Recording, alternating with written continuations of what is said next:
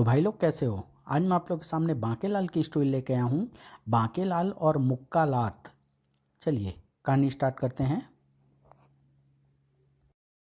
उस दिन विशेष रूप से राजकुमार मोहक सिंह की जीत पर दरबार लगा। महाराज, सिंहासन पर बैठे बैठे आप मोटे होते जा रहे हैं। अबे कुछ प्रजा की भी सूध है। क्यों, क्या हुआ? हमारी प्रजा को हर और खुशहाली है। कोई मेरे अंदर झांक कर देखे कि कितनी खुशहाली है। मैं जो कोई भी योजना बनाता हूँ इस मोटे के खिलाफ वही उल्टी पड़ जाती है। मुझ पर और माताजी पर जरा भी ध्यान नहीं देते। आज ऐसी खिंचाई करूँगा मोटे की कि सब कुछ भूल जाएगा। अबे मेरा मतलब महाराज, अभी परसों मैं अपने मित्रों के साथ गिल्ली डंडा खेल रहा था तो मैंने देखा कि हमारे राज्य के कई लोगों के पास वस्त्र नहीं है। अब ये बात दूसरी कि वो सब स्नान कर रहे थे। कल जब मैं कंचे खेल रहा था तो मैंने देखा कि कुछ लोगों के पास रहने को मकान नहीं है। वो सब किसान थे और खेत जोत रहे थे। और आज जब मैं पिट्ठू खेलकर लोगों के घरों की खिड़कियां के कांच तोड़ रहा था तो मैंने देखा कि कुछ लोगों के पास खाने को रोटी नहीं है। वो सब पकवान खा रहे थे। महाराज, जिस राज्य की प्रजा भूख से मर रही हो और वहाँ का राजा खा खाकर मोटा होता जा रहा हो तो लानत है ऐसे राजा पर। ऐसे राजा को अपना राजपाट अपने पुत्र को सौंपकर तपोवन में तपस्या करने चले जाना चाहिए। आप कब जा रहे हैं महाराज? वाह मेरे पुत्र, मैं तो अभी से राजा होने के गुण प्रकट होने वाह मेरे पुत्र में तो अभी से राजा होने के गुण प्रकट होने लगे हैं महाराज। महामंत्री जी, हमारा पुत्र जो कह रहा है क्या वो सच है? क्योंकि राज्य की ये समस्याएं हमने आप पर ही छोड़ी हुई है और महामंत्री ने मुझ पर। मगर महाराज, विशालगढ़ बहुत विशाल है। समस्याएं तो रहेगी ही, क्योंकि सभी लोग काम भी तो नहीं करते और बैठे बैठाए ही सब कुछ पा लेना चाहते हैं। इसलिए वे हमेशा अभावग्रस्त रहते हैं। ओह जी हाँ महाराज, जैसे तपोवन में रहने वाले ऋषि मुनि और भीख मांगने वाले भिखारी। और तब बांकेलाल को सौंपा गया वह काम। अब पहले मुझे राज्य में फैले उन भिखारियों का पता लगाना होगा जो कि सैनिकों से छिपकर भीख मांगने का धंधा करते हैं, क्योंकि सभी को यह बात मालूम है कि विशालगढ़ में भिखारी नहीं होते। ओह, वो रहे भूखे नंगे। इनकी गिनती करके इन्हें महल भेजना है ताकि ये मुच्छड़ को भी भूखा नंगा कर दें। कुछ देर बाद, और अब मुझे जाना है तपोवन। विशालगढ़ पर कब्जा करने की कोशिश के साथ साथ मुच्छड़ के लिए ऐसी परेशानियां भी खड़ी करूंगा अब मैं। और बांकेलाल के भड़काने पर अपने हक के लिए लड़ने चल पड़े राज्य के सभी भिखमंगे। जीवन के बस तीन निशान: रोटी, कपड़ा और मकान। खून पसीने की जो खाएगा भीख में मिलेगी वो खून पसीने की जो भीख में मिलेगी वो खाएंगे। प्रत्येक घर से हम भिखारियों को भीख मिलना अनिवार्य किया जाए। हमें भी वही इज्जत दो जो गेरुआ वस्त्रधारियों को दी जाती है। तत्काल ही बांकेलाल पहुंचा तपोवन। तुझे कल कहा था कि तू यहाँ रहेगा तो तुझे अपने भगवान बदलने होंगे और बनना होगा हनुमान जी का भक्त, क्योंकि जब तू लक्ष्मी मैया का गुणगान करता है तो मेरा ध्यान भंग होता है। अबे जा, बड़ा आया हनुमान जी का भक्त। मैं लक्ष्मी का पुजारी हूँ और उन्हीं का गुणगान करूँगा। अबे दाढ़ी तो छोड़। ओह, मेरी नाक छोड़ वरना सुड़क दूंगा। पहले मेरी दाढ़ी छोड़। तुझे लक्ष्मी मैया की कसम, तुम दोनों अपनी लड़ाई बंद करते हो या मैं बाहर आऊं। आह मरा कल्याण हो डिसुम। नहीं, मैं पपिताचार्य हूँ। अरे दुष्ट, तूने सूरदास पर वार किया।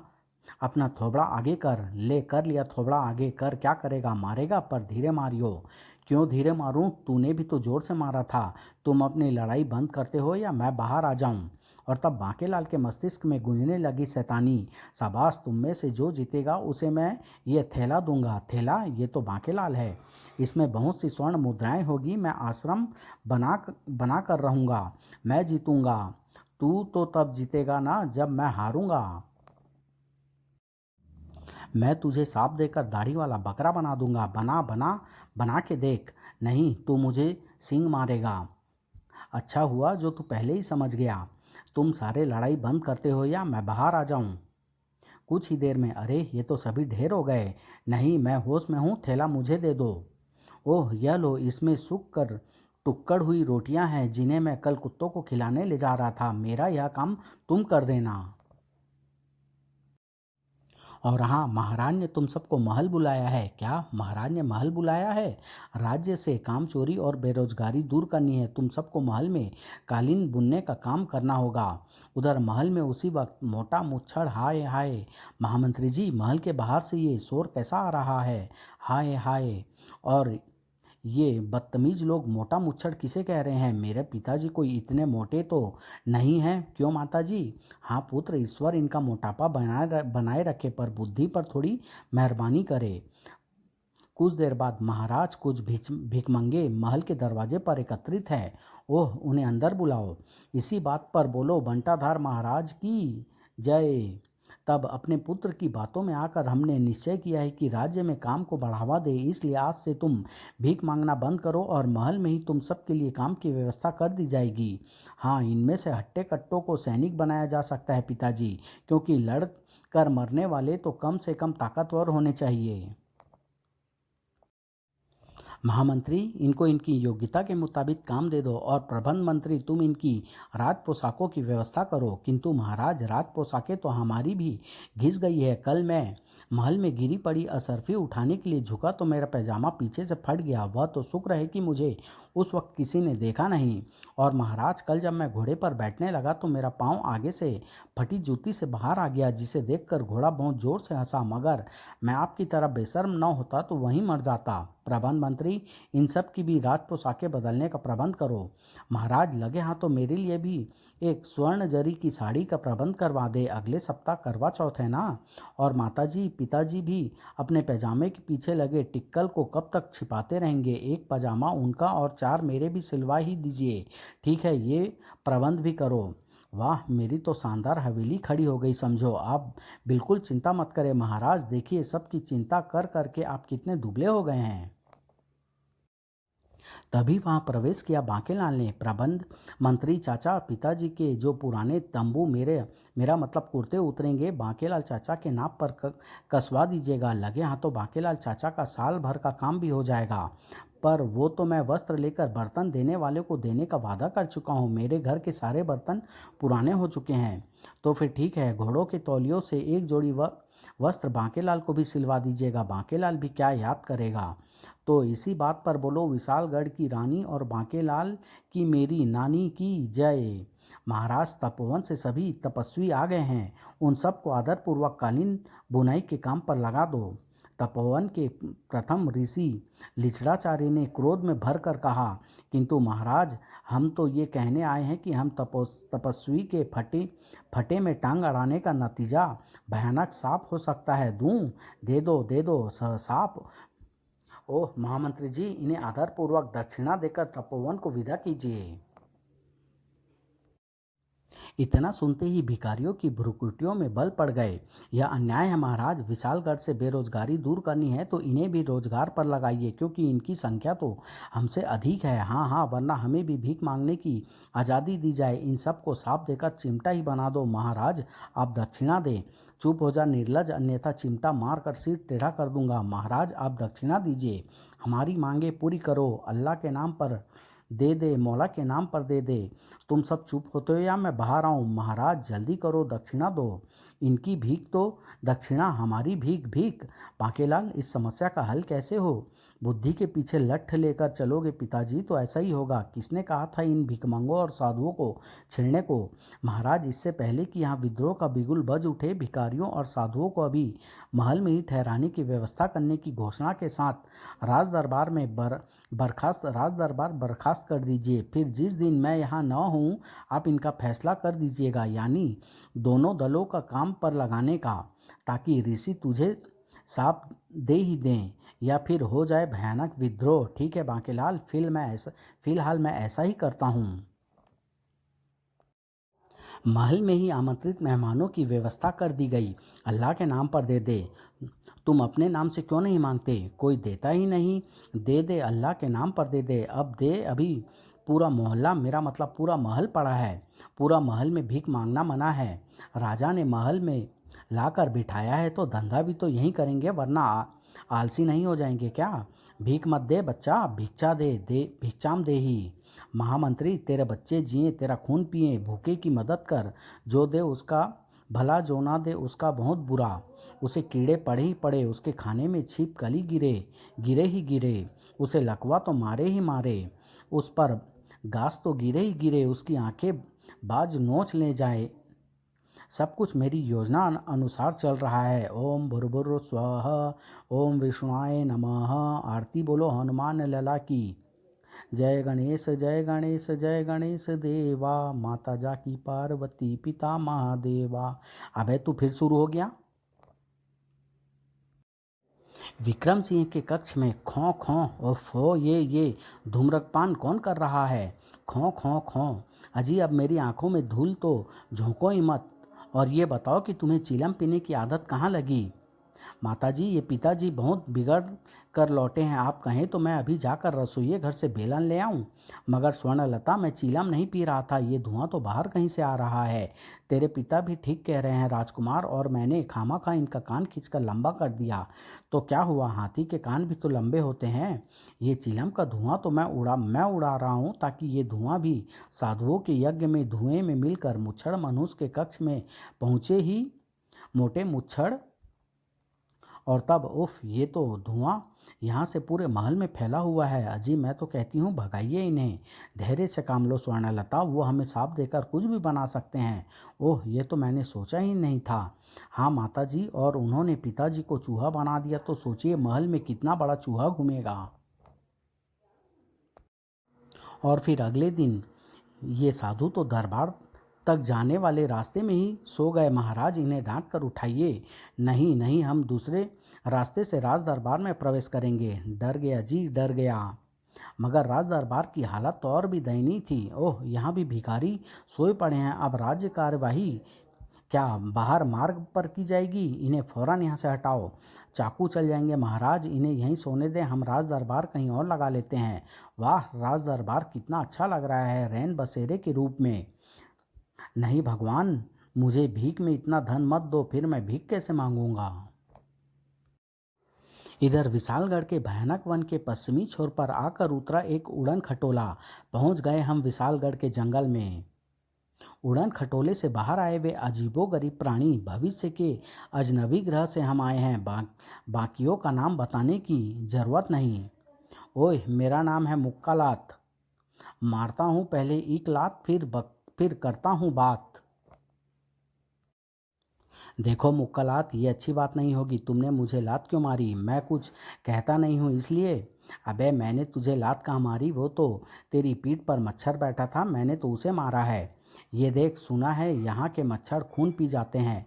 ओह, तुम हमारा कितना ध्यान रखते हो मुक्का लात। साथियों, जैसा कि एक भविष्यवाणी के मुताबिक हम जानते हैं कि हमारा अंत भूतकाल के इसी शहर में रहने वाले उस व्यक्ति के हाथों होना है जो लेने वाला है।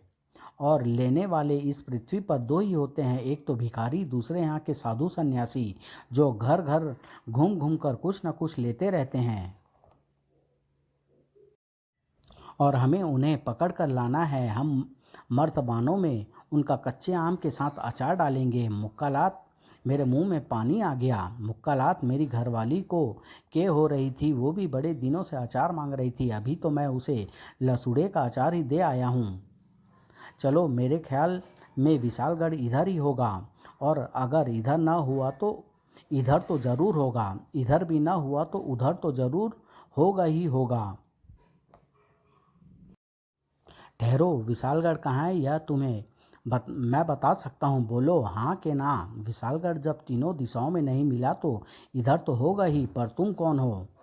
मेरा नाम लंबडिंग है। तुम तीनों दिशाओं में घूम आए, मगर तुमने गलत राह पकड़ी। जैसे तुम उत्तर और दक्षिण के बीच वाले रास्ते पर चले गए, फिर पूर्व पश्चिम के बीच वाले पर, फिर उत्तर पूर्व के बीच वाले पर, फिर दक्षिण पश्चिम के बीच वाले पर, एक बार भी तुम उत्तर दक्षिण पूर्व या पश्चिम की तरफ नहीं गए। बोल हाँ के ना। और दूसरे ही पल, मुक्कालात, तुमने मुझे लात क्यों मारी? तूने बताया क्यों नहीं कि हम गलत रास्ते पर जा रहे हैं? मगर मुक्कालात, कहीं हमारा दुश्मन यही तो नहीं? सैकड़ों मूर्खों के इकलौते बाप, ये लेने वाला नहीं है, ये तो बताने वाला है। लंबडिंग जी, कृपा कर बताइए कि विशालगढ़ जाने का रास्ता किधर है। इसे लात मैं बाद में मारूंगा, एवं थोड़ी दस्सा दे आऊंगा। तुम बहुत सारे हो, इसलिए तुम्हें मेरी दो कविताएं सुननी पड़ेगी, एक लंबी एक छोटी। बोल हाँ के ना। हाँ बोलो भाई, हाँ हाँ। तो सबसे पहले सुनो लंबी वाली कविता। एक था आम एक था पपीता, दोनों खा गए, खत्म हुई कविता। अब छोटी वाली सुनो। अबे बे जब हम छोटे थे माताजी मारती थी, पिताजी पीटते थे, हम पीटते थे, हम मार खाते थे, माताजी चिढ़ती थी, हम चिढ़ाते थे। आम छुरी छप्पन छुरी, काला बाबा घर को आया, परम पर आया, 10 पत्ते छोड़ एक पत्ता पक्का, एक पत्ता कच्चा, हिरण का बच्चा, हिरण जी नमस्ते, छोले खाओ सस्ते, पानी पियो ठंडा, सिर में मारो डंडा, लकड़ी की काठी, बिरबल की खिचड़ी, खाऊं खा के मारूं डकार, आधा आधा भई आधा, पूरा भई पूरा, मेरी दाल में बूरा, राम जी की दाल में धतूरा, ऊंच नीच का पापड़, ऊंच मांगी नीच, नीच तो गाली होती है, दो हाथों में ताली होती है, ताली तो चाबी की भी होते हैं, चाबी ताले में लगती है, ताला दरवाजा पर, दरवाजा दीवार में होता है, दीवार कक्ष में होती है, कक्ष मैदान में बनते हैं, मैदान जमीन पर होते हैं, पिपली भई पोपली, नानी मेरी पोपली, टकला भाई टकला, नाना मेरा टकला, हाथ में लिए बोरी, नानी सुनाई लोरी, मन्नू राजा सो जा, लाल पलंग पर सो जा, माताजी पिताजी आएंगे, ढेर खिलौना लाएंगे, एक खिलौना टूट गया, पोता दादा को पीट गया। कविता तो कब की खत्म हो गई, अब तुम मेरा मुंह क्या देख रहे हो? वो तो रहा सामने विशालगढ़, बोलो हाँ के ना? ना, हमें तो नहीं दिखाई पड़ रहा। मेरे हाथ के साथ साथ चले जाओ, विशालगढ़ पहुंच जाओगे। वो रहा विशालगढ़। मगर हाँ, विशालगढ़ में प्रवेश से पूर्व तुम्हें लबादे पहनने होंगे, वरना सारा शहर तुम्हें देखते ही खाली हो जाएगा। चलो, इसी बात पर मैंने इसे लात बख्शी, वरना इतनी भयंकर कविता सुनकर तो कोई शायद ही अपने आप को रोक पाए लात मुक्के चलाने से। विशालगढ़ में प्रवेश हो गया उन अजीबोगरीब प्राणियों का। लेने वालों को जिंदा नहीं छोड़ना, सब अपने अपने लट्टू बाहर निकाल लो, और हाँ, लट्टू लेने वाले की खोपड़ी पर ही चलाना। इधर वैकल्पिक राज दरबार की व्यवस्था कर ली गई थी। हाँ तो बच्चों, मेरा मतलब सभासदों, समस्या गंभीर है, सब अपनी अपनी राय दें। महाराज मुझे आदेश दें, भिखारियों को तो मैं सुलट लूँगा, साधु सन्यासियों से सुलटेगा बांकेलाल, क्योंकि वही उन्हें यहाँ लेकर आया है। और मुझे तो लगता है महाराज कि भिखारियों को भी बांकेलाल ने ही महल भेजा है। महाराज सेनापति को मना लो, ये जो मुँह में आए बकता जा रहा है। महाराज की जय हो। सेनापति जो सेनापति जो मुंह में आए वो मत बको। तभी वहां पहुंचे प्रबंध मंत्री। यहाँ आने का प्रयोजन बताओ प्रबंध मंत्री, क्योंकि तुम्हारी आज की गैर हाजिरी लग चुकी है, दिहाड़ी भी कटेगी, क्योंकि तुम समय पर राज दरबार में उपस्थित नहीं हुए।